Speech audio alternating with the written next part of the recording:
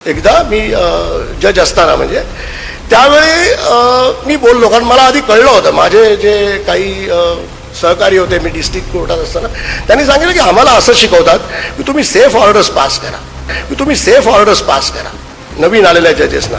तर म्हटलं मग हे फार चुकीचं आहे. सेफ म्हणजे दांडग्याच्या बाजूने ऑर्डर पास करा म्हणजे ती सेफ झाली. सेफ म्हणजे दांडग्याच्या बाजूने ऑर्डर पास करा म्हणजे ती सेफ झाली. सेफ म्हणजे दांडग्याच्या बाजूने ऑर्डर पास करा म्हणजे ती सेफ झाली. कुठली साईड दांडगी आहे? बहुतेक वेळा स्टेट असते. कधी स्टेटवरून मोठे दांडगे लोक असतात, त्यावेळी त्यांच्या बाजूने जा, ते वाचवतील तुम्हाला. पण म्हटलं ह्याच्यात जस्टिस कसा होणार? आणि मग मी ते बोललो की मी असं ऐकलं, आणि त्याच्यानंतर त्यांनी मला बोलावणं बंद केलं. मी आलो कारण मला या विषयाबद्दल जिव्हाळा आहे. दुसरं असं की मनोहर कदम जेव्हा महानगरमध्ये लिहायचे त्यावेळी मी त्यांचे लेख वाचलेले आहेत, त्यामुळे मला त्यांच्याबद्दलही मला खूप त्यावेळी निखिल वागळेंनी ते नवीन सुरू केलं होतं असं मला वाटतं महानगर. आणि मग मला त्यावेळी महानगर मी कोर्टात मधल्या लंच टाईममध्ये वाचायचो, आणि एकदा मिळालं नव्हतं त्यावेळी मी खूप लांब माझ्या शिपायाला जाऊन ते आणायला सांगितलं होतं. तशी मला त्याची गोडी लागली होती. असो ते असो, आपण आता वेळ बराच गेलेला आहे आपल्याला. मी विषयाकडे वळतो. ॲडव्होकेट नीता कर्णिक त्यांनी खूप उद्बोधक सांगितलं आपल्याला की कसे कसे वेगवेगळे विषय प्रलंबित आहेत न्यायालयांकडे, कशी लोकांनी न्यायालयाकडे धाव घेतलेली आहे, आणि कसा लोकांना रिलीफ न्यायसंस्था देऊ शकते. मी जरा वेगळ्या पद्धतीने बोलणार आहे. आपलाचा विषय आहे की लोकशाहीचा स्तंभ न्यायपालिका, एक आधारस्तंभ. तर आपल्याला सगळ्यांना माहीत असेल की लोकशाहीचे 3 स्तंभ मूळ समजले जातात. म्हणजे एक्झिक्युटिव्ह म्हणजे कार्यकारी मंडळ ज्याला म्हणता येईल, कायदे मंडळ, आणि तिसरी म्हणजे न्यायपालिका. एक चौथा स्तंभ त्याला जोडला गेला आहे. मीडिया जेव्हा पॉवरफुल झाला तेव्हा मीडियाला एक लोकशाहीचा चौथा स्तंभ असं संबोधायची नवीन पद्धत आली, आणि त्यात गैर काही नव्हतं. कारण लोकशाहीत काही गोष्टींसाठी जे नागरिकांचे प्रश्न असतात ते उचलून धरायला एक प्रामाणिक आणि खंबीर मीडिया त्याची गरज असते, आणि त्यामुळे त्यालाही लोकशाहीचा एक स्तंभ मांडण्यात येतं. मला असं वाटतं सुरू असं केलं पाहिजे की या बऱ्याच गोष्टी मी निवृत्त झाल्यानंतर मी बऱ्याच गोष्टीचा विचार केला. कायद्याशिवाय इतरही अवांतर वाचन केलं, अनेक लोकांशी बोललो. माझ्या एक लक्षात आलं की लोकशाही म्हणजे काय याचा नीट विचार कोणी केलेला दिसत नाही. जेव्हा आपण म्हणतो की लोकशाहीचा आधारस्तंभ, म्हणजे नेमकी लोकशाहीला आधारस्तंभ का लागावा? हा हुकुमशाहीचा का आधारस्तंभ नाही, किंवा राजेशाहीचा का हा आधारस्तंभ नाही? त्याचं कारण असं आहे की लोकशाहीत न्यायपालिका इंडिपेंडंट असण्याची फार गरज असते. कसं ते आपण बघूया. तर पहिल्यांदा लोकशाहीबद्दल, म्हणजे आपण काही पॉलिटिकल सायन्सचे विद्यार्थी नाही आहोत किंवा त्यांच्या पुढे मी बोलत नाही, त्यामुळे मी अगदी थोडक्यात सांगेन. लोकशाहीची एक अशी निश्चित व्याख्या ही पॉलिटिकल सायंटिस्टना मान्य नाही आहे. साधा माणूस जे समजतो की लोकशाही म्हणजे मेजॉरिटीचा रूल, हे केवळ अर्धसत्य आहे. कारण तसं बघायला गेलं तर मेजॉरिटीचा सपोर्ट हा हुकुमशहाला सुद्धा आवश्यक असतो, नाही तर हुकुमशहा राहत नाही. तुम्ही जर इतिहास बघितला तर तुम्हाला बघेल सर्वात मोठे, तुमच्या लक्षात येईल की सर्वात मोठे जे हुकुमशहा होते त्यांना जनतेचा प्रचंड पाठिंबा होता, म्हणून ते हुकुमशहा झाले. मेजॉरिटीचा रूल हे लोकशाहीचं खरं स्वरूप नाही. ज्याला इंग्लिश डेमोक्रेसी हा शब्द आहे त्याच्यावरून याचं भाषांतर लोकशाही असं केलं गेलं आहे. पण लोकशाहीचा सर्वात वेगळा मुद्दा जो असेल इतर प्रकारच्या राज्य पद्धतींपेक्षा, तर तो आहे की मायनॉरिटीच्या हक्कांचं रक्षण. मायनॉरिटीच्या हक्कांचं रक्षण हा एक लोकशाहीचा अविभाज्य भाग आहे. आणि लोकशाही यंत्रणा जेव्हा असते तेव्हा हे अपेक्षित असतं की मायनॉरिटीला त्याचं मत मांडायचा, त्याच्या मनाप्रमाणे वागायचा हक्क आहे. त्याला जर कायद्याने प्रतिबंध केलेला नसेल तर तो आपलं मत मांडू शकतो. लोकशाहीचा अर्थ नाही असा नाही की मेजॉरिटीची जुलुमशाही, असा त्याचा अर्थ होत नाही. म्हणजे 9 लोक मिळून ठरवू शकत नाही की 10व्याला मारायचं, चोपून काढायचं, असं नाही ठरवू शकत. लोकशाही म्हणजे त्या 9 लोकांचं एक मत असेल तरी 10वा ते खोडून काढू शकतो की मला पटत नाही असं म्हणायचा त्याचा अधिकार आहे. आणि त्या अधिकाराबद्दल त्याला कुठली शिक्षा होणार नाही, त्याला कुठली वेगळी वागणूक मिळणार नाही.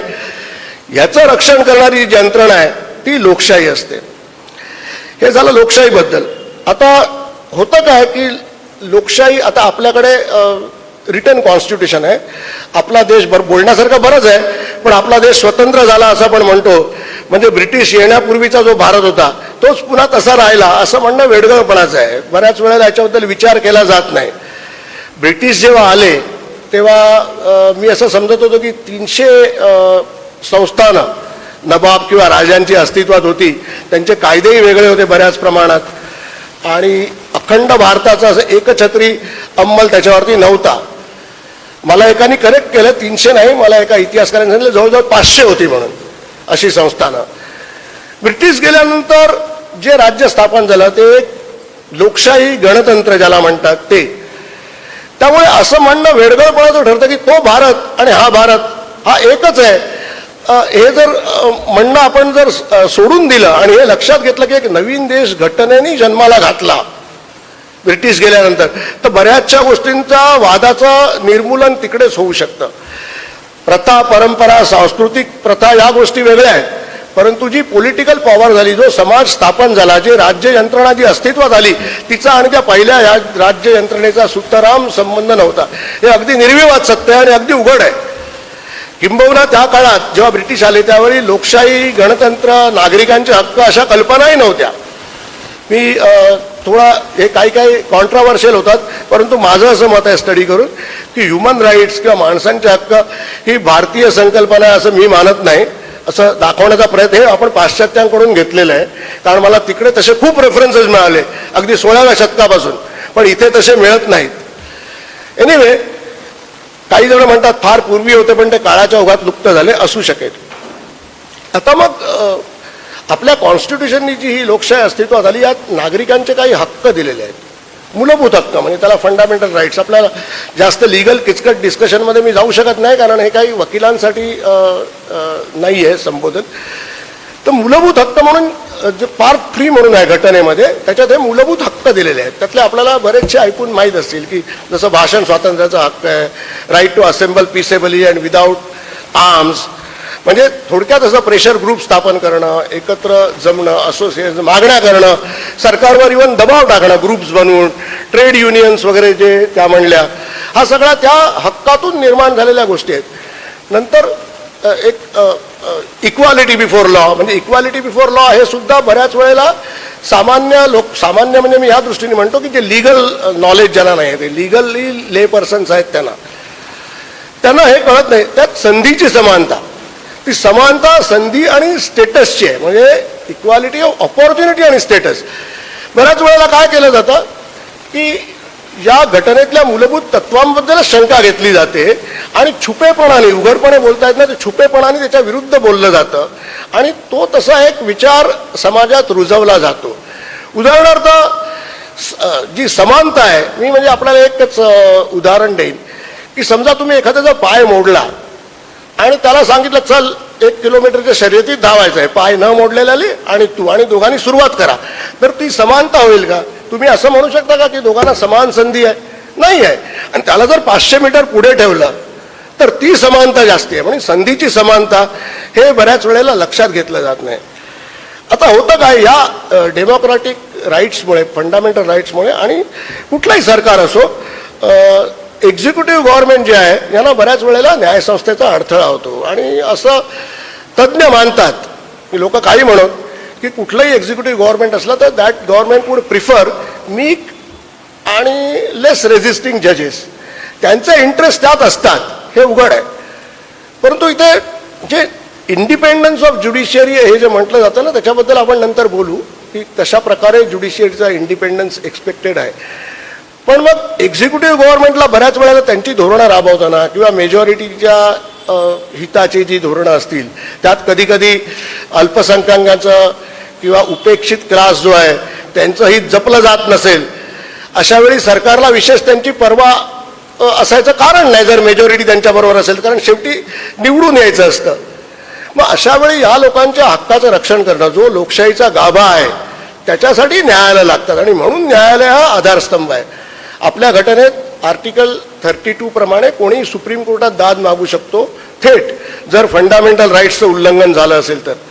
हायकोर्टात अंडर आर्टिकल 226 खाली रिट पिटिशन्स तुम्हाला माहिती आहे, वेगवेगळ्या प्रकारचे रिट पिटिशन्स फाईल करता येतात. आर्टिकल 227 खाली रिट पिटिशन्सची सिमिलर असे पिटिशन्स करता येतात, ज्याच्यात हायकोर्टालाही पॉवर दिलेले आहे, superintendence and control over subordinate judiciary. तर हे सगळं याच्यासाठी आहे की हक्कांचं जेव्हा उल्लंघन होतं तेव्हा आपल्याला सरकार जेव्हा लक्ष देत नाही त्यावेळी या वरच्या कोर्टामध्ये जाऊन आपल्या मूलभूत हक्कांची दाद मागता येते. आता मग अशी न्यायपालिका ही स्ट्रॉंग तर पाहिजेच, आणि ती स्ट्रॉंग घटनेने ठेवलेली आहे. म्हणजे मी थोडक्यात सांगेन, न्यायपालिकेचं स्ट्रक्चर तुम्हाला माहिती असेल. अगदी खाली एक सिव्हिल जज ज्युनियर डिव्हिजन आणि ज्युडिशियल मॅजिस्ट्रेट फर्स्ट क्लास ही कोर्ट्स असतात. त्याच्यावरती मग सेशन कोर्ट असतं, त्याच्यावरती हायकोर्ट असतं आणि शेवटी सुप्रीम कोर्ट. याशिवाय वेगवेगळे ट्रायब्युनल्स असतात, ॲडमिनिस्ट्रेटिव्ह ट्रायब्युनल्स बरीच आहेत. जसं वेगवेगळे फोरम वेगवेगळ्या कायद्यांनी झालेले आहेत, जसं कन्झ्युमर डिस्प्यूट रेड्रेसल फोरम आहे, महाराष्ट्र ॲडमिनिस्ट्रेटिव्ह ट्रायब्युनल आहे, अजून लेबर कोर्ट्स आहेत, इंडस्ट्रीयल कोर्ट्स आहेत.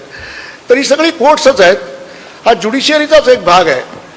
आता प्रश्न असा येतो की ज्युडिशियरी आणि एक्झिक्युटिव्ह यांचा फ्रिक्शन किंवा कधी कधी कायदेमंडळाशी त्यांचा फ्रिक्शन येतो. कारण आपल्या घटनेमध्ये कायदा अवैध ठरवायचे अधिकार न्यायालयाला दिलेले आहेत. म्हणजे हायकोर्ट आणि सुप्रीम कोर्टाला ते अधिकार आहेत. म्हणजे त्याला judicial review of legislation also, not only of administrative action.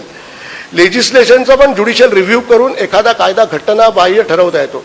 याचं कारण म्हणजे घटनेतच लिहिलेलं आहे की state shall not make any laws which will violate these fundamental rights, आणि any law made by the state will be void to the extent of inconsistency with these fundamental rights.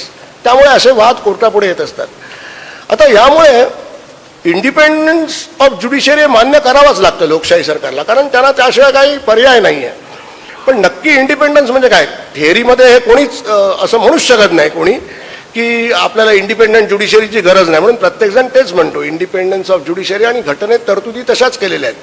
म्हणजे उदाहरणार्थ यांची नेमणूक जी होते सुप्रीम कोर्ट आणि high court जजेसची, ती अगदी हायेस्ट लेवलला होते. म्हणजे president under his own signature, warrant signed by the president, अशा रीतीने ती अपॉइंटमेंट होते. आणि त्यांना काढण्याची प्रोसेस फार कंबरसम आहे. म्हणजे त्याला इम्पिचमेंट म्हणतात, ते अशा त्यांना काढता येत नाही. नंतर त्यांच्या कॉन्डक्टबद्दल कुठल्याही सभागृहात चर्चा करता येत नाही unless it is an impeachment motion. म्हणजे इम्पिचमेंटची संबंध नसेल तर त्यांच्या कॉन्डक्टबद्दल चर्चा करता येत नाही. पाणी. तर असे विविध सेफगार्ड्स आहेत घटनेत, आणि त्यामुळे तसं संरक्षण दिलेलं आहे त्यांना की त्यांनी सरकारविरुद्ध निकाल दिला म्हणजे त्यांना काही त्रास होईल असं करता येणार नाही सरकारला. ज्या दृष्टीने तरतुदी आहेत. जी कनिष्ठ कोर्ट आहेत म्हणजे जी डिस्ट्रिक्ट लेवल हायकोर्टाच्या खालची, त्यांच्यावरती सुप्रिटेंडन्स कंट्रोल सगळं हायकोर्टामध्ये असल्यामुळे त्यांना डायरेक्ट एक्झिक्युटिव्हची भीती नसते. कारण हायकोर्टाने सांगितल्याशिवाय त्यांच्यावरती कुठलीही कारवाई येऊ शकत नाही. शिस्तभंगाची असो, दुसरी कुठली त्यांच्यावरची आरोप असतील तर ते सगळ्याची शहानिशा हायकोर्ट करून, जर हायकोर्टाला तथ्य आढळलं तरच कारवाई होऊ शकते. त्यामुळे तसे न्यायाधीश सुरक्षित आहेत. इतर म्हणजे जे गव्हर्नमेंटच्या ज्या ब्रँचेस आहेत त्यांची आणि मी न्यायाधीशांची तुलना नाही करत आहे, हा मोठा फरक आहे. जसं ॲडमिनिस्ट्रेटिव्ह सर्व्हिसेस त्यांना जेवढं संरक्षण याच्यापेक्षा न्यायाधीशांना कितीतरी जास्ती आहे. पण मग आता पुढचा प्रश्न असा येतो की न्यायालयांनी काय काय केलेलं आहे. मी यांनी खूप उद्बोधक आपल्याला बऱ्याच केसेस सांगितल्या, पण मी काही या प्रवासात सांगेन. अगदी सुरुवातीला जेव्हा कॉन्स्टिट्यूशन आली तेव्हा काही मुद्दे आले होते. त्यात आता प्रश्न असा आला की ठीक आहे, म्हणजे फंडामेंटल राईट्स तर कॉन्स्टिट्यूशननी दिलेले आहेत आणि त्याच्याविरुद्ध तुम्हाला कुठलाही कायदा करता येणार नाही. जर केला कायदा तर तो त्याच्या विरोध असेल, म्हणजे फंडामेंटल राईट्सच्या विरुद्ध जात असेल तर तो कायदा अवैध ठरेल to the extent of that inconsistency. परंतु असा एक मुद्दा आला की पार्लमेंटला घटनेचा म्हणजे घटना अमेंड करायचा, कॉन्स्टिट्यूशन अमेंड करायचा तर अधिकार आहेच, आर्टिकल 368 आहे. मग अमेंड करताना हाच पार्ट अमेंड करून टाकला तर त्यावेळी असा एक युक्तिवाद केला गेला की हा काही लॉ नाही आहे. Amendment of constitution is not a law. त्यामुळे कॉन्स्टिट्यूशनचे अमेंडमेंट करून तुमचे फंडामेंटल राईट्स काढून घेऊ शकतो. काही आधीचे जजमेंट आहेत, मी त्याचा उल्लेख करत नाही, पण केशवानंद भारती या केसमध्ये म्हणजे मला वाटतं फार मोठा जजमेंट आहे तो. 13 जजेसचा बेंच होता आणि 7-6 मतांनी मेजॉरिटी डिसिजन झाला. त्यात सुद्धा वेगवेगळ्या जजेसनी टोटल 11 निकालपत्र त्यात आहेत माझ्या आठवणीप्रमाणे, आणि सगळ्यांची मतं ती सारखी नाहीत. पण त्यांनी त्यात एक नवीन सुप्रीम कोर्टाने एक मार्ग शोधून काढला नागरिकांच्या हक्काचं प्रोटेक्शन करायचं. तो म्हणजे की तुम्हाला घटना अमेंड जरूर करता येईल, पण बेसिक स्ट्रक्चर घटनेचं जे आहे ते तुम्हाला अमेंड नाही करता येणार. आणि बेसिक स्ट्रक्चर हा एक त्यांनी सिद्धांत स्वतः शोधून काढला न्यायपालिकेने या म्हणजे एक जुलमी राजवटीला प्रिव्हेंट करण्यासाठी किंवा एक्झिक्युटिव्हचं आर्बिट्री ॲक्शन थांबवण्यासाठी. त्यात त्यांनी काही गोष्टी धरल्या, म्हणजे जसं डेमोक्रॅटिक रिपब्लिक आहे ते तुम्हाला बदलता येणार नाही, सेक्युलर कॅरेक्टर बदलता येणार नाही, इंडिपेंडंट ज्युडिशियरी आहे ते तुम्हाला बदलता येणार नाही, अशा काही गोष्टी त्यात नमूद केलेल्या आहेत. तर तो एक जजमेंट महत्त्वाचा आहे, जिकडे न्यायपालिकेने लोकशाही टिकवण्यासाठी बरंच महत्त्वाचं केलं असं म्हणता येईल त्या जजमेंटनी. दुसरा मला एक आठवतो, तो एक ओल्गा टेलिस केस आपल्याला माहिती असेल. त्याच्यात असं झालं होतं की पदपथावरती लोक होते, म्हणजे फुटपाथवरती राहणारे लोक होते आणि त्या हॉकर्सचा प्रॉब्लेम होता आणि त्यांच्या विरुद्धही खूप वातावरण होतं. म्युन्सिपाल्टीनी त्या सगळ्यांना, म्युन्सिपल कॉर्पोरेशन ॲक्टमध्ये प्रोव्हिजन आहे की त्यांना विदाऊट नोटीस काढू शकतो. आणि मग काही संघटना मला सुप्रीम कोर्टात गेल्या, त्या ओल्गा टेलिस ती केस घेतली गेली आणि सुप्रीम कोर्टाने खूप त्यात बऱ्याच गोष्टींचा उहापोह केला आहे. त्याच्यात त्यांनी असं म्हटलं की त्यात शेवटी असंच धरलं की कॉर्पोरेशनला काढायचा अधिकार आहे, कारण पब्लिक प्रॉपर्टीवरती तुम्ही काही राहू शकत नाही. पण बऱ्याच गोष्टींचा विचार केला. त्यांनी हे सांगितलं की ते चॉईसने राहत नाही आहेत, नाईलाजाने राहत आहेत, आणि त्यांचं ते हॉकर्स असणं हे आपल्याला सगळ्यांना सुद्धा सोयीचं आहे. एरवी त्या वस्तू तुम्हाला विकत घ्यायला कुठेतरी लांब जायला लागतं. आता मी सुद्धा नंतर जेव्हा प्रवास करायचो, सुरुवातीला मी जेव्हा जज झालो तेव्हा मी मॅजिस्ट्रेट होतो, तेव्हा जजेसना गाड्या नव्हत्या, त्या नंतर आल्या. तर लोकलनी जायचो तर मी बघायचो बऱ्याच वेळेला लोक तिकडे खरेदी करायचे, ते जे हॉकर्स येतात सगळं ते अनऑथराइज्ड होतं. पण ते नसतं तर खूपच गैरसोयीचं झालं असतं, त्या लोकांनाही दुसरं उपजीविकेचं साधन नसतं. तर या बऱ्याच गोष्टींचा विचार करून त्यांनी असं सांगितलं की स्टेटला काही कंडिशन्स दिल्या की यांना काढा, आपण यांना एक नोटीस द्या आधी फॉर्मल, नंतर यांच्या पुनर्वसनाचं काहीतरी बघा, असं करून बऱ्याच गोष्टी त्यात सांगितल्या गेल्या. तर हाही एक लोकशाही टिकवण्याचा प्रकार होता. आता न्याय यंत्रणेकडून हे अपेक्षित आहे की जिथे कुठे एन्क्रोचमेंट केली जाते हक्कांवरती नागरिकांच्या, तिथे त्यांनी पुढे येऊन मदतीला आलं पाहिजे लोकांच्या आणि त्या हक्कांचं संरक्षण केलं पाहिजे. आता प्रश्न असा पडतो की खरोखर न्यायसंस्था कितपत स्वतंत्र आहे या सगळ्या तरतुदी असताना, आणि त्याला काही धोके आहेत का, त्यांच्या ज्या इंडिपेंडन्स ऑफ ज्युडिशियरी ज्याला म्हणतात, आणि याला कुठले धोके आहेत. तर एक आता मी सांगेन की इंडिपेंडन्स ऑफ ज्युडिशियरी जी संकल्पना आहे ती सुद्धा पूर्ण कोणाला कळली असेल की नाही आय डोंट नो, म्हणजे वकील वर्गात ती माहिती आहे पण या गोष्टींची चर्चा केली जात नाही. कारण इंडिपेंडन्स असणं आवश्यक आहे, ज्युडिशियरी इंडिपेंडंट असलं पाहिजे, हे सगळ्यांनी मान्य केल्यामुळे त्याचा इंडिपेंडन्स किती असावा आणि तो कुठल्या प्रकारे सिक्युअर करावा याच्यावरती काही फारशी चर्चा होत नाही. आता हा एक खरा पॉलिटिकलच कन्सेप्ट आहे. म्हणजे independence of judiciary cannot be guaranteed by judiciary, हे आपण लक्षात घेतलं पाहिजे. Independence of judiciary is to be guaranteed by political executive. म्हणजे याच्याबद्दल इंग्लंडमध्ये खूप लिहिलं गेलेलं आहे आणि एका ब्रिटिश ज्युरिस्टनी तर म्हटलंय की हे एक प्रकारचं अंडरस्टँडिंग आहे पॉलिटिकल एक्झिक्युटिव्ह आणि ज्युडिशियरीमधलं, की political executive realises the need of an independent judiciary for the betterment progress of the nation. म्हणून it doesn't interfere with the judiciary though it can. म्हणजे शेवटी ताकद एक्झिक्युटिव्हचीच असते, आपण त्यांना अंडर एस्टिमेट करण्याचा अर्थ नसतो, कारण सगळं त्यांच्याकडेच असतं, फायनान्स पुरा मेजॉरिटीचा सपोर्ट त्यांना असतो, म्हणजे बऱ्याच वेळेला असतो. आता हे असताना त्यांना सहजच न्यायसंस्थेच्या ढवळाढवळ करून त्यांना त्रास देणं हे सहज शक्य असतं. हे त्यांच्या कल्चरवरती अवलंबून असतं की त्यांनी इंडिपेंडंट ज्युडिशियरीची आवश्यकता त्यांना किती वाटते, ते किती सिन्सिअर आहेत याच्यावरती अवलंबून असतं. तो जर नसेल तर एक्झिक्युटिव्हकडे ह्या सगळ्या प्रोटेक्शन्स नंतरही अनेक मार्ग असतात. म्हणजे टाईमली प्रमोशन्स न देणं, त्यांना जे नको असतात ते जजेस, त्यांच्या जजेसच्या अनवॉन्टेड ट्रान्सफर्स करणं, हे जे असे उपद्रव करू शकतात त्यांना, तर असे अनेक मार्ग असतात. त्यामुळे ही एक भीती असतेच, जर एक्झिक्युटिव्ह गव्हर्नमेंट ॲग्रेसिव्ह झालं तर त्रास होऊ शकतो आणि किती गप्पा जरी मारल्या तरी मी म्हणजे मला स्पष्ट सांगायला आवडेल की असं दिसून येतं की जजेस दडपणाखाली असतात. हे खोटं आहे की नसतात, सगळे नसतात आणि त्यात लेवलचाही संबंध नाही आहे.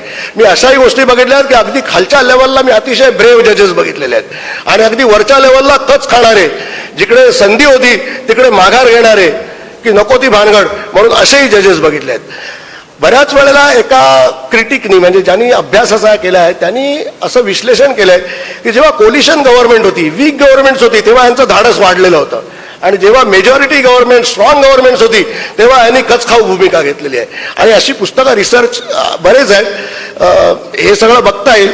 आणि मी एक सांगतो की वरच्या कोर्टात जरी संरक्षण असलं तरी भीती ही त्यांना असतेच आणि माणूस किती कन्फ्रंटेशनला तयार आहे त्याच्या व्यक्तिमत्वावरती अवलंबून असतं.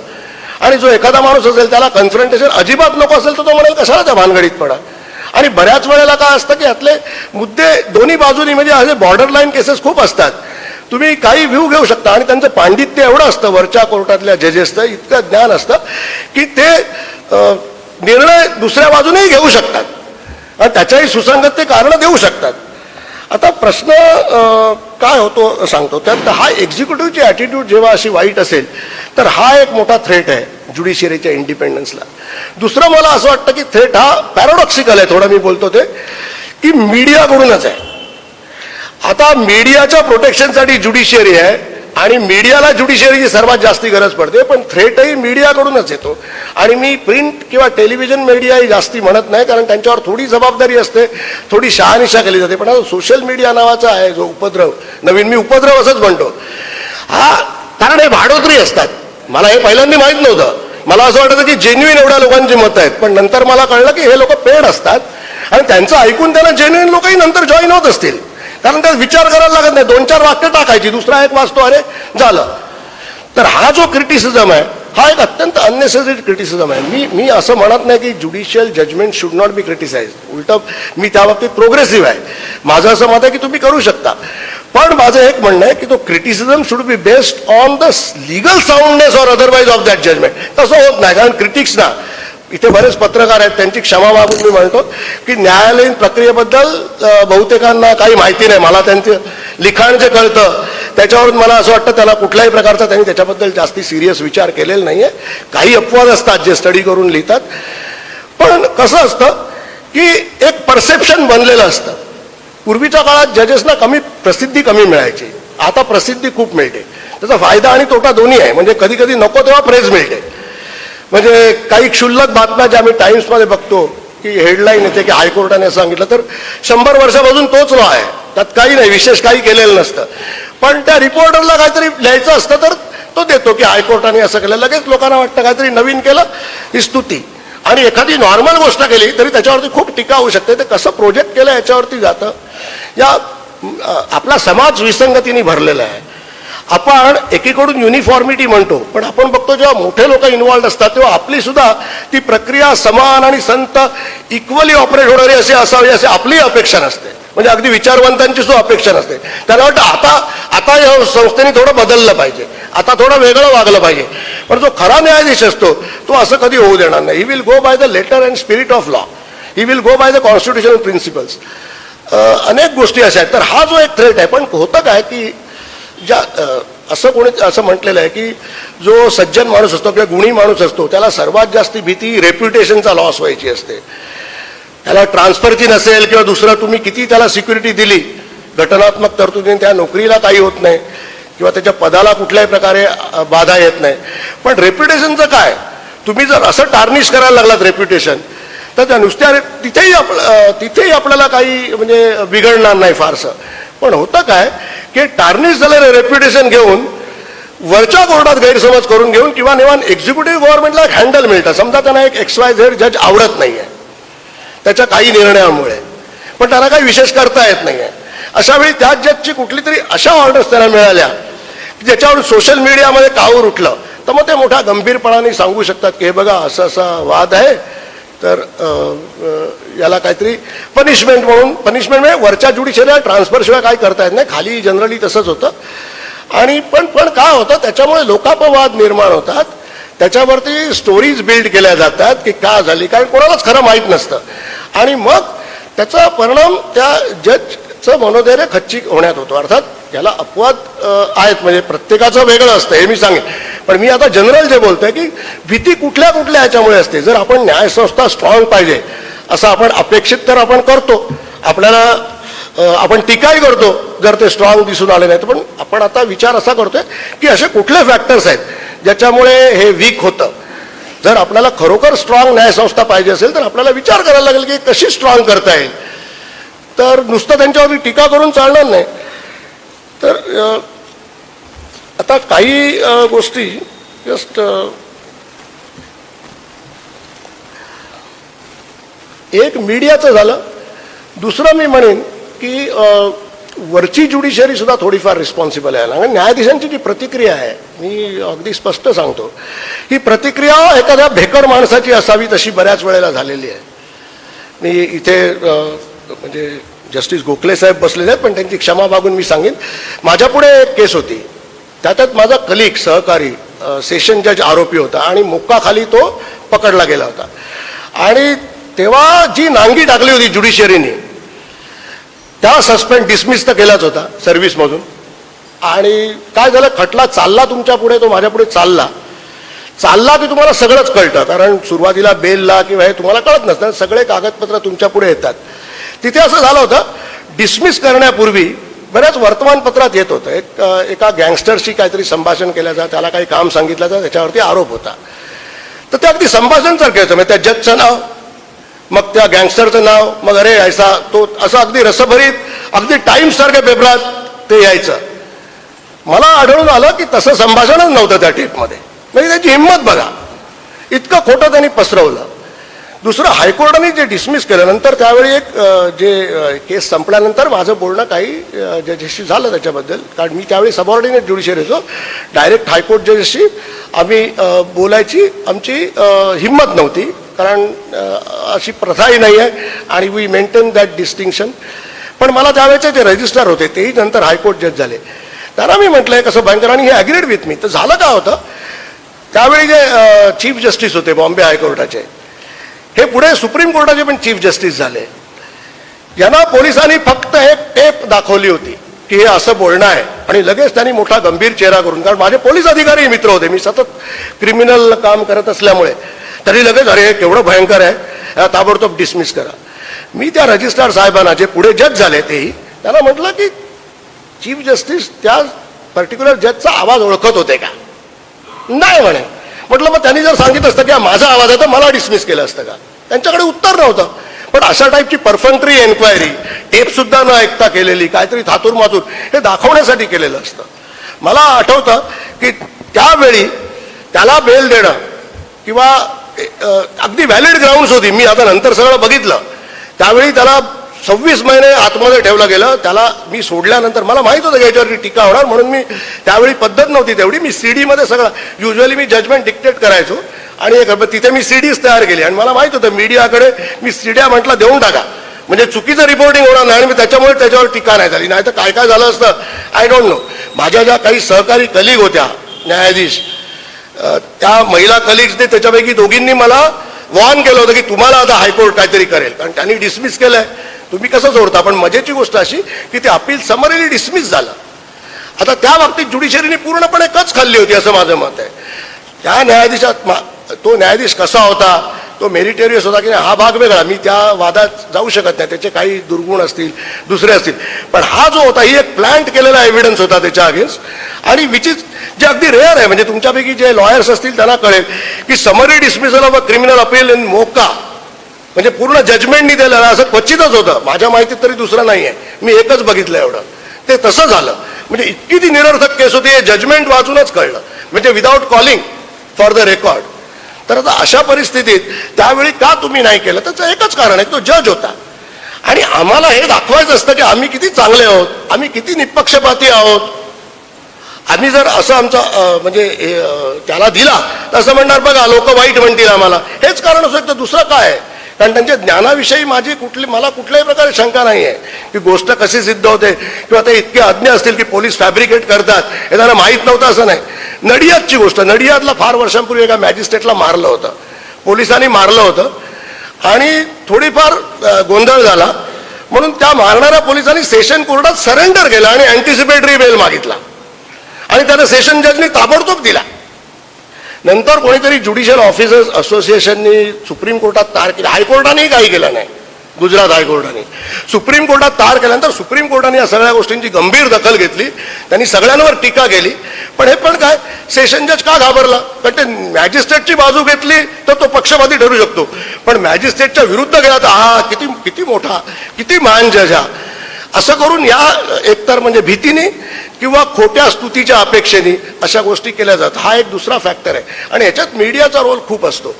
मीडिया अशा प्रकारे प्रोजेक्ट करतो की प्रत्येकाची तशी हिंमत होईलच कॉन्फ्रंटेशन घ्यायची असं होत नाही. तिसरं म्हणजे एकतर बऱ्याच गोष्टी आहेत फॅक्टर्स, पण आपण त्या खोलात जायला नको. एका स्कॉलरनी असं लिहिलंय की बारचं जे रायझिंग इन्कम आहे, जे प्रचंड मोठ्या प्रमाणावरती जे इन्कम आहे ते इन्कम हा सुद्धा एक ज्युडिशियरीचा थ्रेट आहे. कारण त्यामुळे काय होतं, अगदी सर्रास बोललं जातं. मी स्वतः असं ऐकलेलं आहे आफ्टर रिटायरमेंट, मी सुप्रीम कोर्टात गेलेलो, कॉरिडॉरमधून चालत असताना न्यायाधीशांचा पगार कम्पॅरेटिव्हली कमी असतो, खूप असतो म्हणजे भरपूर असतो, ते चांगल्या रीतीने राहू शकतात. पण वकिलांचं उत्पन्न, मोठ्या वकिलांचं उत्पन्न फार प्रचंड असतं आणि त्यामुळे एक तुच्छतेची भावना त्यांच्या ज्युनियर्समध्ये सुद्धा निर्माण होते की आमचे साहेब म्हणजे मोठे आहेत आणि याला काही येत नाही. हा जो आहे हाही मुद्दा एकाने लिहिला आहे. अर्थात ते जे मान्य झालेल्या थ्रेट्समध्ये आहेत, पण मी अप्रिशिएट केलं ते, कारण मला ते योग्य वाटलं. तोही एक थ्रेट आहे. आता मग प्रश्न असा येतो की असा जर न्यायसंस्थेवरती परिणाम होत असेल आणि आपल्याला तर गरज आहेच, न्यायसंस्थेची स्ट्रॉंग असण्याची सगळ्यांनाच गरज आहे, पण मग आपण काय केलं पाहिजे? माझ्या मते आपण जास्त विचार केला पाहिजे. एखाद्या गोष्टीबद्दल आपलं मत बनवण्याच्या ऐवजी आणि न्यायाधीशांवर टीका करून त्यांना दुबळं करण्याच्या ऐवजी, मी दुबळं करणं त्यांनी व्हायला पाहिजे हे मला मान्य नाही आहे. माझं असंही म्हणणं आहे की न्यायाधीश या सगळ्या याच्यात पण टिकून राहू शकतो, पण सगळे नाही राहू शकत. आपण जेव्हा इंडिपेंडन्सबद्दल न्यायसंस्थेच्या बोलतो आणि एक रामशास्त्री प्रभूणी तर आपल्याला सगळ्यांना माहिती आहेत, प्रभूण्यांचं नाव आपण मोठ्या गौरवाने घेतो आणि ती खरंच गौरवाची गोष्ट आहे. पण त्याच्याबरोबर आपण हे विसरतो की तुम्हाला सगळ्यांना माहिती आहे त्यांनी राघोबाला देहांत प्रायश्चित्त दिलं होतं आणि राघोबा देहांत प्रायश्चित्त नाहीच झालं, तो लगेच जाऊन पेशवाईची वस्त्र घेऊन आला, यांची नोकरी गेली, जीव थोडक्यात वाचला की त्या पंचक्रोशीत पाय नाही टाकायचा. आणि तो जीव वाचला तो कुठल्या कायद्यामुळे नाही तर मराठा सरदारांच्या आपसातल्या पॉलिटिक्समुळे तो जीव वाचला. म्हणजे मग जो सर्वात महान न्यायाधीश होता त्यांनी काय मिळवलं? त्याचं डिक्री तर एक्झिक्यूट झालीच नाही.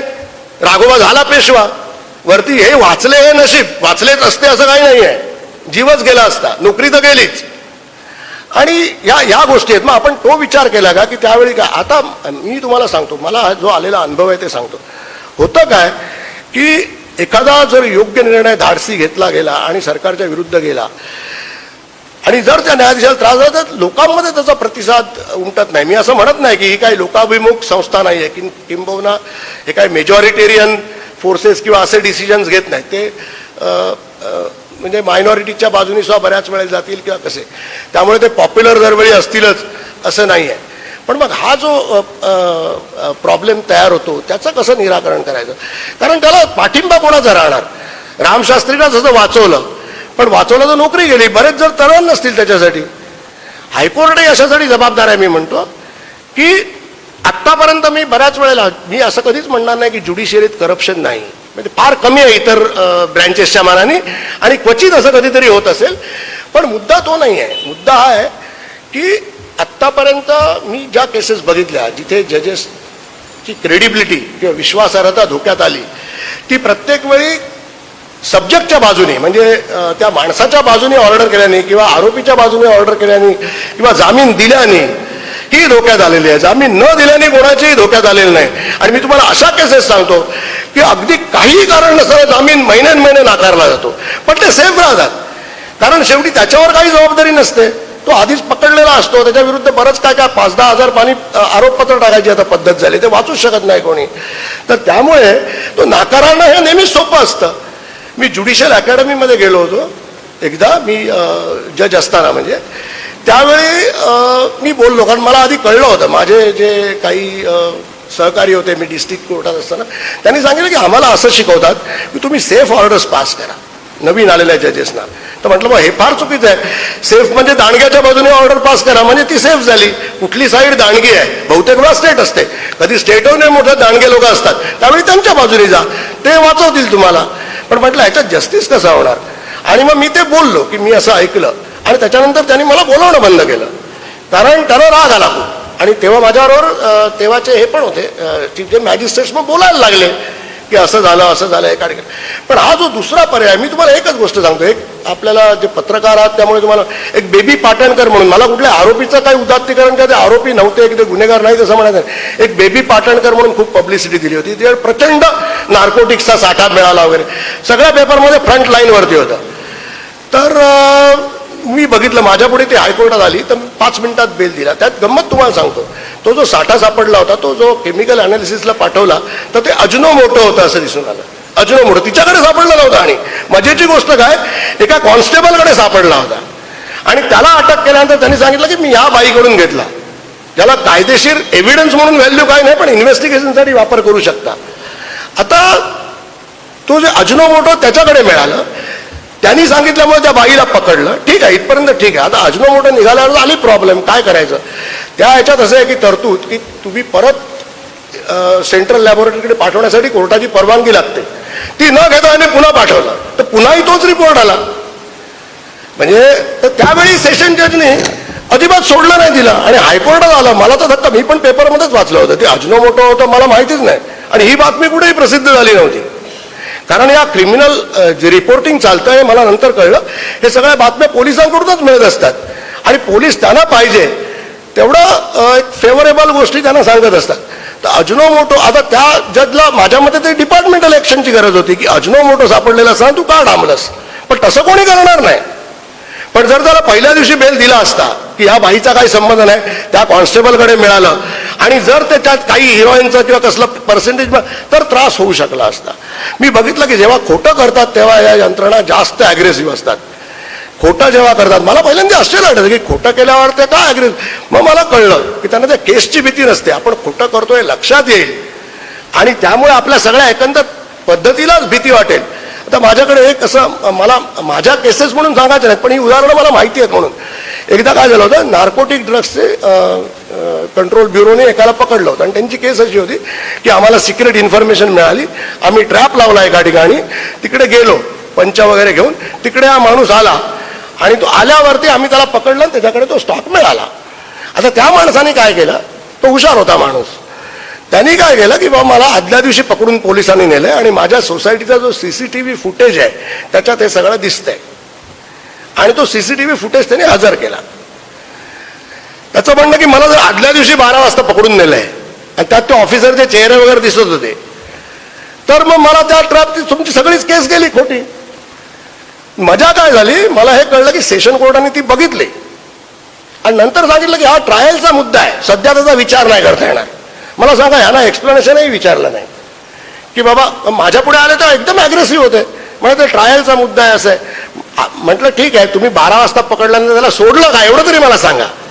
पकडलं होतं हे तर दिसतंच आहे, तुम्ही हे डिनाय करता की तुम्ही दिसताय, ते करता आलं नाही. म्हटलं मग एकच शक्यता आहे की तुम्ही त्याला सोडलं, आणि सोडल्यानंतर परत दुसऱ्या दिवशी तो गेला, असं असेल तर मला सांगा. तसं म्हणता येईना, कारण त्यातलं इतकी ॲब्सर्डिटी ती त्यांना म्हणताच येईना. तर अशा गोष्टीत भयंकर, आणि वरच्या कोर्टापर्यंत अपील केली जातात. मी एका MCOC केसमध्ये दुर्दैवाने मी काही रिपोर्टर्स नाही दाखवली ती, म्हणजे योगायोगाने गोष्ट निघाली, माझ्या रिटायरमेंट नंतर होतं, तर मी त्यांना ते दाखवलं. त्यात काय झालं होतं, 2 आरोपी MCOC मध्ये पकडले गेले होते, आणि त्याच्यात त्याला वकीलच नव्हता. युजली फार मोठे मोठे वकील त्यांच्यासाठी येतात, त्यामुळे मला आश्चर्य वाटलं. मग फ्री लिगल एडसाठी एक यंग मुलगी होती, तिला मी अपॉइंट केलं. तर तिचा काही विशेष अनुभव नव्हता, शी वॉज गुड, पण तिने सांगायला सुरुवात केली की त्याला आदल्या दिवशी पकडलं, दोघांना आदल्या दिवशी पकडल्यानं मारणार होते. मी काय लक्ष दिलं नाही, कारण बहुतेक आरोपी ह्याच क्लेम करतात की मला त्यावेळी पकडलं नाही, तिकडे पकडलं नाही, असं नाही झालं, तसं नाही झालं, तर अर्ध सत्य असतं. मी काय लक्ष नाही दिलं. मग नंतर जेव्हा आरोपीचं स्टेटमेंट होतं, सगळा एव्हिडन्स झाल्यावरती, यांची अशीच ट्रॅपचीच केस होती, तिकडे आला, पकडला वगैरे वगैरे, त्यावेळी बघितलं तर त्यावेळी तो 313 म्हणून एक सेक्शन आहे, त्यात आरोपीचं म्हणणं ऐकायचं असतं. तिकडे मी त्याला विचारलं तेव्हा त्यांनी सांगितलं त्यावेळी मग की आम्ही बसलो होतो हॉटेलमध्ये आणि पोलीस आले साध्या ड्रेसमधले, क्राईम ब्रँचचे, आणि ते आम्हाला मारणार होते. आम्ही त्यांना ओळखलं म्हणून आम्ही पळालो, एका उंच बिल्डिंगच्या टॉवरमध्ये गेलो आणि तिथे पोलिसांची व्हॅन आली, जुहू पोलिसांची व्हॅन आली असं त्यांनी सांगितलं. आणि ते व्हॅन आली वगैरे, तर मला एक माहीत होतं की व्हॅनचं रेकॉर्ड असणारच असणार, तर त्यांनी त्यांना थांबवलं. मग मी काय केलं, जुहू पोलीस स्टेशनचं त्यांच्या व्हॅनचं लॉगबुक मागवलं. त्यावेळी प्रॉसिक्युटरचा म्हणजे एक थैथयाट सुरू झाला की मग त्यांनी मागितलं नाही आहे, यांनी नाही मागितलं आहे, त्यांच्या वकिलांनी मागणी केलेली नाही. म्हटलं मला पाहिजे ना, कोर्टाला तसे अधिकार आहेत. त्याच्या स्टेटमेंटमध्ये आलं, मी मागवलं. तर त्यांचं उत्तर काय आलं की एक लॉगबुक त्यांनी दिलं आणि दुसऱ्या गाडीचं मिळत नाही आहे असं सांगितलं. म्हटलं हे नाही चालणार, ते शोधून काढा. तर नाही, मग मी सर्च वॉरंट इश्यू केलं. सुदैवाने कोणतरी चांगले डेप्युटी पोलीस कमिशनर होते, त्यांनी सर्च घेऊन ते आणून दिलं. आणून गेलं तर त्यात सरळ सरळ लिहिलं होतं की घटनास्थळी हे दोन, म्हणजे एका कुठला तरी जागरूक नागरिकांनी फोन केला होता. तो मेसेज रिड्यूस केलेला असतो, आपल्यापैकी काही जणांना माहीत असेल, वायरलेसचा लॉग असतो, त्यात लिहिलेलं असतं की 2 मुलांच्या मागे काही 7-8 साध्या ड्रेसमधले लोक पिस्तूल घेऊन पळतायत वगैरे. त्यातले 1-2 हातात पिस्तूल आहेत, ते वरच्या मजल्यावर गेले. तर लगेच घटनास्थळी रवानी. आल्यावरती मग दुसरा मेसेज होता की त्या लोकांना सांगितलं ते क्राईम ब्रांचचे अधिकारी आहेत असं सांगतात. तर मग त्या DCPने सांगितलं की तसं नाही, त्यांना घेऊन या. मग ते म्हणतात की जॉईंट, दुसरं होतं की ते असं म्हणतात की जॉईंट कमिशनर क्राईम यांच्याशी बोला. आणि मग नंतर लॉकचं पुढची एंट्री होती की त्यांना जाऊ द्या त्या लोकांना, म्हणजे ते मध्ये बोलणं झालं असेल. आता केस तर सगळी खोटीच. एन्काउंटर करणार होते पण ते पोलीस आल्यामुळे फसलं आणि याला पकडायला लागलं. कारण असं कळलं की त्यातल्या एकाची क्रिमिनल बॅकग्राऊंड थोडी होती आणि तो खंडणी वसूल पोलिसांच्या वतीने करायचा असं म्हटलं गेलं. पण तो त्या जजमेंटचा भाग नाही, कारण पुराव्यात जे आलं नव्हतं त्याच्याबद्दल मी बोलणार नाही, म्हणून त्याला मारायचं होतं की ते कळू नये म्हणून, असं एक कळलं. आता झालं काय की ती केस दिली, मी कमिशनरकडे ते पाठवलं. त्यावेळी मी सेशन जज होतो, हायकोर्ट जज नव्हतो. नाही तर मी तेव्हाच काहीतरी ऑर्डर्स पास केले असत्या, कारण हायकोर्टाला कॉन्स्टिट्युशनल पॉवर्स आहेत. पुढे मला हे नाही सांगायचं, पुढे मजा सांगतो पुढे काय झालं. 2-3 महिन्यांनी माझ्या PAने मला सांगितलं की एक बाई भेटायला आली आहे. तर म्हटलं कोण आहे, तर म्हणे तो आरोपी, ते सुटले, त्याची आई आहे. म्हटलं मला भेटायचं नाही आहे. मग तो परत आला, एक वर्तमानपत्राचं कटिंग त्याने आणून दिलं. त्याच्यात लिहिलं होतं की त्याच ऑफिसरचं नाव होतं, त्या एन्काउंटरमध्ये त्याला मारलं. आता हिंमत बघा तुम्ही. माझ्याकडे आजही तो जजमेंट आम्ही नंतर रिपोर्टरने दाखवला की सरळ सरळ आलेलं आहे, सगळं सिद्ध झालेलं आहे की तो धावत जायच्या मागे. ते कोर्टाच्या निकालात लिहिलेलं आहे, त्याची कॉपी पाठवली आहे कमी. एवढं असूनही परत त्याची हिंमत झाली मारायची, म्हणजे काय. मग अशा समाजात जर तुम्ही राहत असेल तर स्वातंत्र्य कसं मिळणार, कशाच्या भरोशावरती न्यायसंस्थेने स्वतंत्र राहायचं हा प्रश्न आहे ना. म्हणजे सॅक्रिफाईस करायला तुमच्यामध्ये पण वेगवेगळे लोक असतात. काही लोक असतात सॅक्रिफाईस करतात, ते सफर, पण सगळेच तसे असतील असं नाही. आणि न्यायसंस्था काही त्याला अपवाद नाही, वेगवेगळ्या प्रकारचे लोक असतील. काही जण नोकरी म्हणून करणारे असतील, काही जण ध्येयाने पछाडलेले असतील. पण मग तुमची गाठ कोणाकडे पडते. तुम्ही जर त्यांच्याकडून स्वातंत्र्याची अपेक्षा करता तर तुम्ही त्यांना एक्झिक्युटिव्ह, पॉलिटिकल एक्झिक्युटिव्ह जो पॉवरफुल आहे त्याच्यापासून कसं प्रोटेक्ट करणार, हा एक मुद्दा येतो ना. याच्यासाठी वकिलांचं काम आहे, मी सर्वसामान्यांचं म्हणत नाही, वकिलांच्या संघटनांचं हे काम आहे. कारण वकिलांचं जो जजबद्दलचं मत असतं हे जनरली बरोबर असतं. मी कधीच ऐकलं नाही, त्यांना पहिलं कळतं की कुठे काय, जे त्याच्यापुढे अपियर होणारे लोक असतात. कारण न्यायाधीशाचं बहुतेक काम ओपन कोर्टात चालतं. आणि आता समजा माझ्यापुढे तुम्ही रोज बसत असलात तर एका मॅटरमध्ये मी आज वेगळं काय केलं, लगेच संध्याकाळी बाररूममध्ये ती चर्चा होते की बाबा आज त्यांनी असं केलं, असं चालत नाही. त्यामुळे अशी शक्यता फार कमी असते. पण लोकच जर वीक करायला निघाले आहेत न्यायसंस्थेला, जर त्यांना स्वतःच्या जबाबदारीची जाणीव नाही, किंवा त्यांना असं वाटतं की आपल्याला एक्झिक्युटिव्ह गव्हर्नमेंट जे करतं त्याला सपोर्ट केला पाहिजे, तर त्याला काय पर्याय आहे. म्हणून मित्रांनो, माझं असं म्हणणं नाही आहे की न्यायसंस्था वाईट आहे. न्यायसंस्था आजही रिलीफ देते. त्यांनी सांगितलं तर खूप गोष्टी न्यायसंस्थेकडून होतात. पण काही वेळा असा अनुभव येतो की याच्यात असं व्हायला पाहिजे होतं, तिकडे तो बोल्टेस दाखवला गेला नाही. तो बोल्टेस जो दाखवला गेला नाही तो कशामुळे, कदाचित अशा ते धैर्य आहे, जे नीतीधैर्य, मॉरल करेज जे लागतं. आणि इंडिपेंडन्स म्हणजे काय, विदाउट, म्हणजे ability to decide without fear or favour. तर फेवर नाही समजा केला, पण फिअरचं काय, तर ती फिअर ती घालवायची, असे वातावरण निर्माण करण्याची ही जबाबदारी कोणाची आहे. की एका तणावविरहित वातावरणात जिथे भीती नसेल, ती त्या वातावरणात काम करायचं हे त्यांना जमलं पाहिजे. तसं वातावरण कसं निर्माण करणार जर तुम्ही दिवसेंदिवस असंच करायला लागला. मी म्हणजे स्वतःचेच अनुभव सांगतो असं वाटून आहे, पण मला ते आलेले अनुभव आहेत म्हणून मी काही गोष्टी सांगतो ज्या आपल्याला माहीत नाहीत. मी प्रिन्सिपल डिस्ट्रिक्ट जज असताना त्याच्याकडे तक्रारी वगैरे येतात. इनव्हेरिएबली मी तुम्हाला सांगतो की एक्सपार्टी इंजंक्शन्स तुम्हाला माहीत असेल सिव्हिल याच्यात कधी कधी एका साईडचा तात्पुरता मनाई हुकूम दिला जातो. पर्टिक्युलरली ज्या डिस्ट्रिक्टमध्ये मी होतो तिथे मला ही पद्धत जाणवली. मुंबईत नव्हते, बहुतेक लोकांना वेळ कमी आहे मुंबईत, त्यामुळे ते या भानगडीत पडत नाहीत. पण मी नंतर काही डिस्ट्रिक्ट जजशी बोललो, म्हणलं हो ते कॉमन आहे, म्हणजे इतरही ठिकाणी असं चालतं. तर त्यात काय यायचं, एक पत्र यायचं, त्याची कॉपी त्या मॅजिस्ट्रेटला किंवा त्या जजला गेले. त्यात काय असायचं की बाबा या एकतर्फी हुकूम माझ्या विरुद्ध दिलाय, परंतु माझी केस फार चांगली असल्यामुळे मी निश्चिंत होतो की बाबा पुढच्या तारखेला तो व्हेकेट होईल आणि ते डिसमिस होईल त्याचं. परंतु माझ्या एका शेजाऱ्याने त्या माणसाला दुसऱ्या कोणाशी तरी S T stand, bus stop, असे कुठलं तरी पब्लिक प्लेस, हॉटेल ते बोलताना ऐकलं आणि त्यांनी सांगितलं की अरे या जजला मी पैसे देऊन अजिबात मॅनेज केले आहेत, ते म्हणजे इंजंक्शन हटायची शक्यताच नाही. आता ही गोष्ट तो नवीन माणूस कदाचित प्रोबेशनवरती असलेला, हार्डली 3 वर्ष प्रॅक्टिस झालेला, त्याच्याकडे हे गेलं, त्याला ती कॉपी कळली, हायकोर्टाकडे गेली, प्रिन्सिपल, आता काय करावं त्यांनी. आता त्याचा स्वातंत्र्य म्हणजे आता त्याच्या स्वभावावरती अवलंबून आहे. मी तुम्हाला एक सांगतो की निराशाजनक पिक्चर नाही, कारण असे आहेत धाडसी लोक. मी स्वतः कुठल्याही दबावाला कधी बळी पडलो नाही. चुकीच्या ऑर्डर्स तिथल्या दबावामुळे नाही झाल्या, माझी झाली असेल चूक, तो भाग वेगळा. पण दबाव तुमच्यावरती आणायची कोणाची हिंमत होत नाही. दबाव फक्त वकिलांच्या थ्रू येऊ शकतो, आणि एकदा तुम्ही अशा गोष्टीत करत नाही म्हटल्यानंतर वकील त्या भानगडीत पडत नाहीत कधीच. असा दबाव तुमच्यावरती कधी होत नाही, आणि आला तर तुम्ही तो सहज धुडकावू शकता. प्रश्न असा आहे की ज्या काही लोकांवरती अशा सुप्त दबावाचा परिणाम होतो, आपण हे केलं पाहिजे की किती हल्ले होत असतात न्यायाधीशांवरती की त्यांनी दबकून विशिष्ट पद्धतीने न्याय द्यावा. आणि दुसरीकडून आपण अशी अपेक्षा करत असतो की एक स्वतंत्र, अत्यंत स्ट्रॉंग, कोणालाही न जुमाडणारी अशी न्याय व्यवस्था पाहिजे. तर ह्या दोन्ही गोष्टी रिकन्सायलेबल नाही आहेत. आपल्याला याचं भान ठेवलं पाहिजे की असं वातावरण निर्माण करणं, आणि हे सगळं वकिलांचं आहे. वकिलांनी एनलायटन केलं पाहिजे, वकिलांनी हा इंडिपेंडन्स जपला पाहिजे.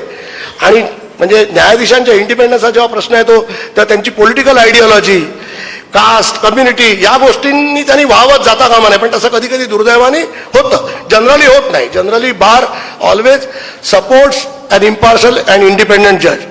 पण काय होतं, बाहेरच्या ते व्ह्यूजची दखल घ्यायला गरज वाटत नाही.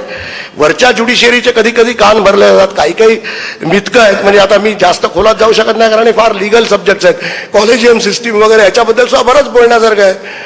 आपल्याला काही गोष्टी मान्य करायला पाहिजेत ज्या मान्य केल्या जात नाहीत.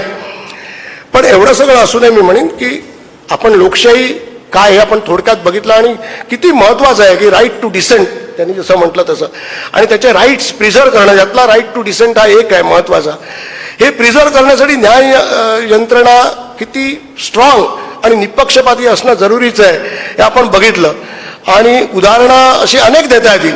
पण मी आज वेगळा मुद्दा अशासाठी मांडला की मी जे फॅक्टर्स बघतोय की ज्याच्यामुळे ते वीक होत आहे, त्यात हाही एक महत्त्वाचा फॅक्टर आहे की हा मीडियाचा उपद्रव आणि अनवॉन्टेड क्रिटिसिझम आणि सपोर्ट न मिळणं योग्य जजमेंटला. तर मित्रांनो, मला इथे बोलवल्याबद्दल परत सगळ्यांचे आभार मानतो. आणि मला वाटतं फार वेळ घेतला असेल, पण एका विषयाला मी काही नवीन सांगितल्याचा दावा करत नाही, पण एक नवीन विचार तुम्ही करावा या दृष्टीने, असं मला वाटतं. धन्यवाद.